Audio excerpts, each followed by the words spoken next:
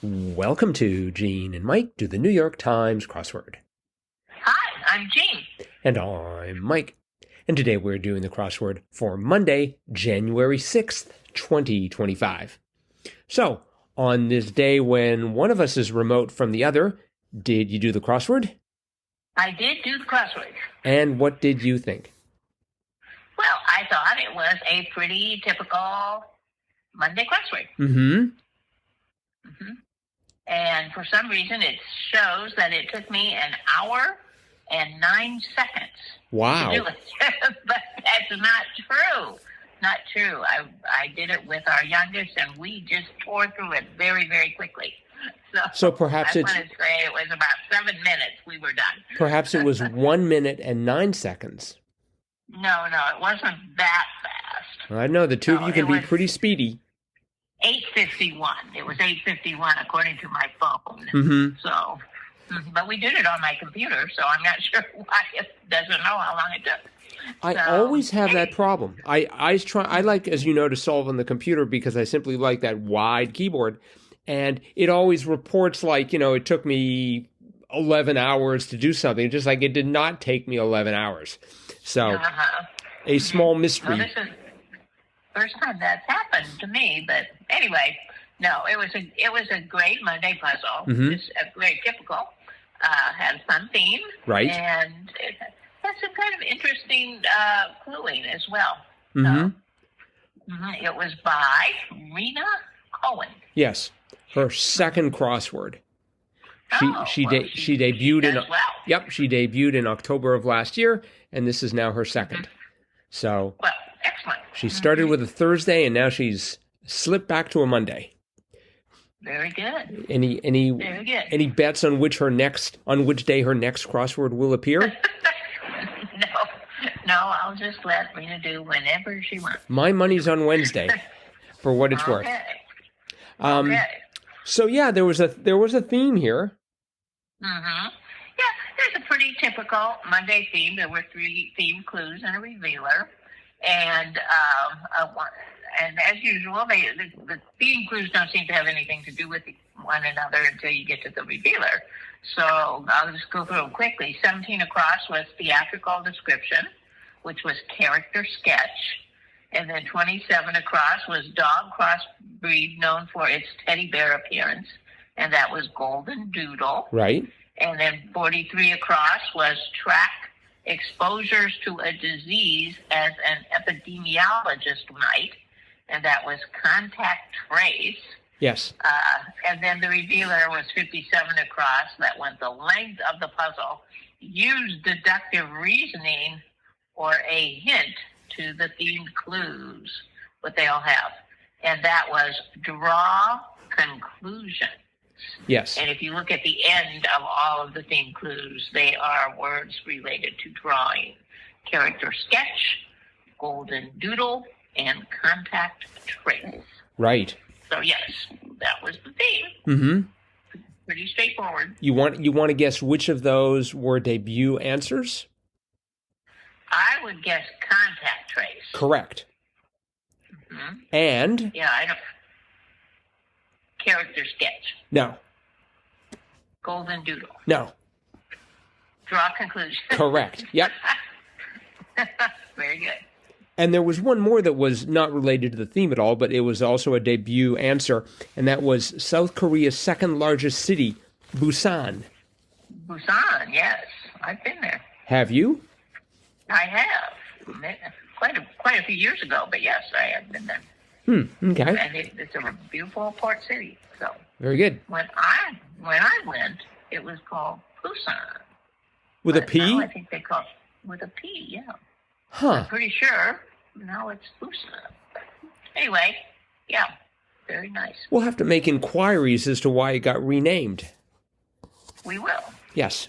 Maybe it's a total. No, I'm pretty sure that was the second largest city. They told us that when I was there. I don't know if we have any listeners from South Korea, but if we do, feel free to write in and enlighten us. What happened to Busan? Why is it now Busan? Or did someone just misquote or mishear or something? Perhaps. That could be, but I don't think so. Mm-hmm. anyway, but like I said, there were a lot of kind of unusual or interesting clues. The one that I thought was most interesting was, where is it here? It was a common one, and I'm like, I don't think I've ever seen it clued like that. Where is it now? It's hiding. It always, these clues have a habit of doing that. As soon as you need them, they're gone. Boy, I can't find it. I'll have to look for that and get back to it. Sorry. All right, no worries. I'm going to assume it was not 33 down. Riverdale or XO Kitty teen drama. No, it was not. I felt pretty confident about that. I'm also going to assume that it was not 34 across. Modern anxiety source in brief, FOMO. Right, FOMO. Yes, fear of missing out. Are you saying was that the one you were thinking of? No. Okay, good. Because it's sort of like, that's pretty standard. I love the word, though. I really think, we talk about and sometimes make fun of how the language keeps expanding. But FOMO was a winner. So they definitely should keep FOMO in there. Yes. It's interesting. Our youngest had never heard of that. Really? And I'm like, isn't that from your generation? But anyway, yeah, he was like, oh, what's that mean? Well, fear of missing out. in this case, FOMO was realized because he missed out. Yes. I suppose so. Let's see here. Yeah, I really can't think of any. Yeah. Well, another kind of obscure one was 12 down, West Coast gas brand. And it ended with an O. I knew, so I was like, ow! No, that's Canadian. Canadian. I thought, well, maybe it's on the West Coast too. But no, it was Arco. It seems to me I've seen that before, that brand. But now that R of Arco ran into 16 across, and that was Westover with the best-selling memoir Educated, Tara. Did you know that? Yes. Did you know Tara Westover? No, I did not. Okay. Yeah, it was a new one on me. Let's see. We had 21 across. 21 across was Campbell's soup cans painter Warhol. And right. We just saw that at the Milwaukee Art Museum. That's right. One of his many, I believe he painted many Campbell soup cans. Well, you see, I think he really liked the soup, but he didn't like to pay for it. So he'd go to a grocery store and say, I'll tell you what, I will paint you a picture of these soup cans if you give them to me for free.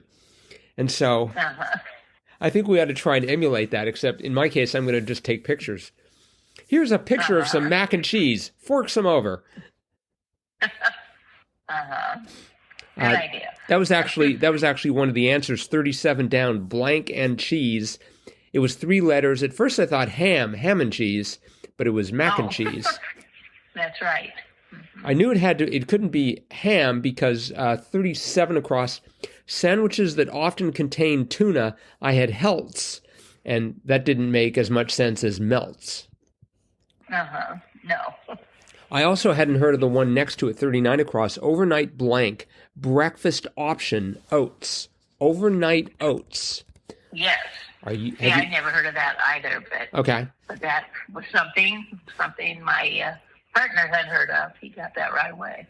Nice. Okay. Let's see. I'll tell you something amusing. 50 down, at least I think it's amusing. 50 down, kids might be given these with crayons.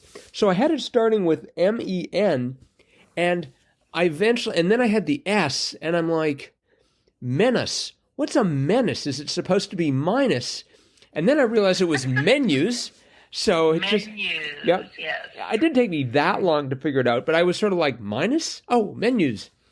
So, and I was also having some trouble there because 55 across, Amy who voiced Joy in Inside Out was Amy Poehler. Poehler. Poehler. But, I think about the Wisconsin town Kohler, Koehler.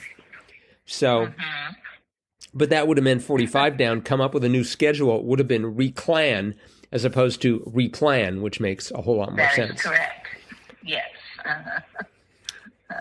And we had... I remember the one that was kind of oddly clued. 53 Hooray. down. 53 down. Scary sounding Great Lake. Oh, right. Erie. Lake Erie. Yep. I don't know that I've ever seen it clued like that. Uh-huh. Scary sounding Great Lake. It is a good clue. I mean, it's so common. It seems like we see it all the time. Right. And another one that seems to be in every day, 14 across, cousin of a clarinet, oboe. Yes. Oboe made it again. Yes. So. And, you know, when we talked about oboe last, I may have been exaggerating the size of an oboe. I was complaining that people would gripe because an oboe was too large. And I think I was thinking of the heckelphone, which is a type of oboe, and it is almost like up to shoulder height of an average person, I would say. Yeah. But I think a typical oboe is smaller than a heckelphone. Oh, yeah, it's the same size as a clarinet. Right. But So it just has a very different reed. yeah. So when I was in school, I played the flute, and I sat next to the oboe player. So yes, they were in the front row with the flutes. Were you near any Were you near any heckelphone players? I don't think so. There were bass clarinets that were quite large. I remember those, but then, you know, they were more the size of a saxophone. Well, not as big as a saxophone, but, you know, kind of the same length as a saxophone. So yeah, they were quite a bit larger. But the oboe was looked just like a clarinet, except had a very different reed at the top. This of course, made a very different sound. This is probably the point at which I say that every time I say heckelphone, I'm getting paid $1 by the Heckelphone Association of America, as they like to call themselves. Yes. So, let's see here. I think we got most of the clues worth discussing here. Okay. So let's wrap it up and thank everyone for listening. Thank you for listening. Yep. And tomorrow is Tuesday, which means it's going to be Triplet Tuesday. And so, listeners, Triplet Tuesday is that segment where one of us reads 3 clues to the other. The answer to all 3 clues is one 3-letter answer, and the object is to guess that answer in as few clues as possible. We do it 3 times, hence the name Triplet Tuesday. We're hoping you'll participate. So tune in tomorrow. And as always, you can get a hold of us, crosswordpodcast at iCloud.com. You can leave us a comment by clicking on Send Fan Mail. Otherwise, we will see all of you again tomorrow. Bye-bye.